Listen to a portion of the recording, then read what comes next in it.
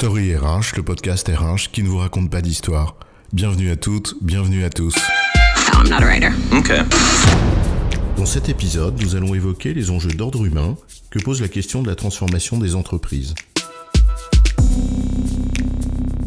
On nous parle de transformation digitale, et on nous vante les mérites de tel ou tel modèle d'organisation comme s'il était nouveau. D'autres appellent de leur vœu une bienveillance, une apiculture qui viendrait occulter la brutalité du contexte auquel certaines entreprises sont confrontées. Certains fustigent un manager devenu fou, contrôleur des poids et des mesures, en ayant perdu toute mesure du sens. Alors au-delà de ces invocations, demandons-nous ce que sont les enjeux d'ordre humain de la transformation des entreprises. C'est quoi l'histoire ? Le premier enjeu est celui de l'autonomie individuelle. Le modèle taylorien, quand il est poussé à son paroxysme, tend à réduire au maximum l'autonomie de chaque employé. Là où les modèles visant l'innovation, au contraire, lui accordent une place importante. On peut considérer qu'un processus, ou qu'une norme de travail prescrit, ne s'adapte pas de lui-même, mais qu'il s'agit bien, à un moment donné, d'un opérateur ou d'une opératrice sur le terrain qui dispose d'une marge de manœuvre pour adapter ce qu'il ou elle doit faire à la réalité de ce terrain. Et cette autonomie est possible précisément parce qu'il y a un cadre déterminé. C'est d'ailleurs ce qui différencie la notion d'autonomie de celle de liberté, chère à la notion d'entreprise libérée dont on parle beaucoup. Exactement. Et il faut également faire en sorte que les employés, bien qu'autonomes, coopèrent. La coopération est le deuxième enjeu d'ordre humain de cette transformation. Coopérer, c'est faire œuvre ensemble. C'est donc inscrire les décisions que l'on prend dans l'intérêt du bien commun. En fait, pour que autonomie et coopération soient possibles, il faut que les deux s'inscrivent dans la perspective de ce que l'on vise tous ensemble en commun. Finalement, que l'on partage un cadre de référence, que l'on sache où l'on va, ce que l'on veut faire, en un mot, avoir un projet.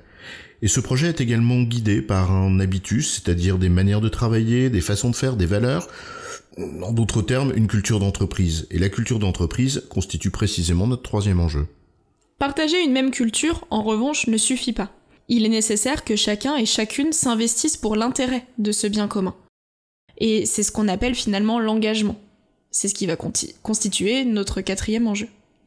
Pour que cet engagement porte ses fruits, dans les faits, il ne suffit pas simplement que les personnes adhèrent au but poursuivi. Bien évidemment, il faut qu'elles aient aussi les moyens d'apporter leur contribution. Ça pose par conséquent la question des compétences disponibles dans l'entreprise, donc des talents, et ce qui constitue là notre cinquième enjeu humain. Et cela pose également la question du leadership. Le leadership s'exprime selon deux axes. Le premier, c'est la pédagogie qu'il est nécessaire de faire pour que chacun comprenne le lien entre le projet collectif et l'action individuelle.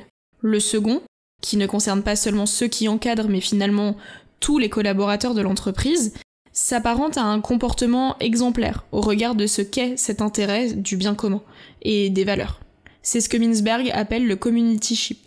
En résumé, se transformer, c'est s'adapter collectivement à des situations imprévues, à un monde qui change.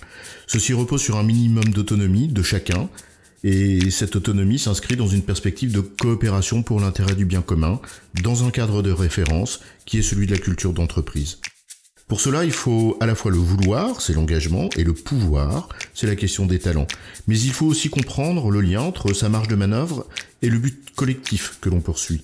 Et c'est ce qui renvoie à la dimension de leadership de l'encadrement, et faire preuve à la fois d'exemplarité dans ses comportements, ce qui renvoie aussi à la dimension de leadership de tout un chacun. En cela, la transformation des entreprises soulève 6 enjeux d'ordre humain. L'autonomie professionnelle, la coopération, la culture d'entreprise, l'engagement, les talents et le leadership. C'est bon, chef ? C'est bon, mais on va pas en faire toute une histoire.